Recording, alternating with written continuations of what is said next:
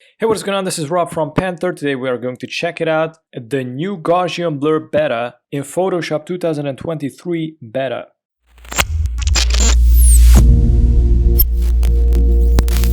Now keep in mind that you can access this new Gaussian Blur only in the beta version, only for Mac users. So this settings you cannot find on Windows beta versions. So I'm gonna test this out on my small MacBook Air from 2015, I guess. So it's a pretty small little laptop and a lower resolution, but at least you're gonna see the settings. So all you need to do is go to the filters and go to the blur. And here we have the live Gaussian blur.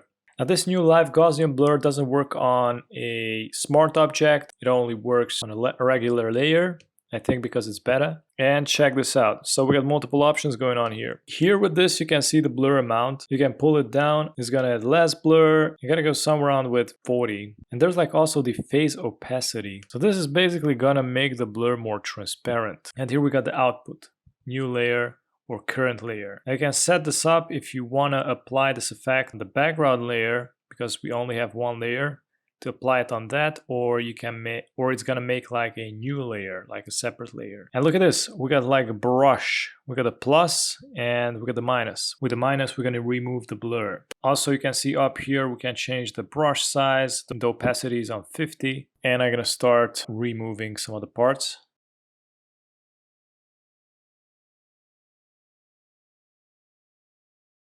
So I cleaned up the model. I'm gonna uncheck the previews to see how it looked before. I'm gonna check it again. So it's but I also want to correct these edges of the leaves because I deleted too much blur.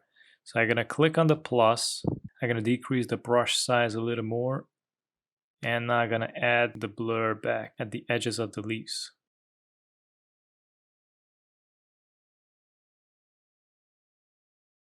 Alright, so I think I'm done. So now the model is highlighted even better. And rather than having almost the same contrast without any depth of field, you know, it doesn't have that much contrast. And with the previews, with this Gaussian blur, you can basically paint really nice blur all around the model. Kind of satisfied with that.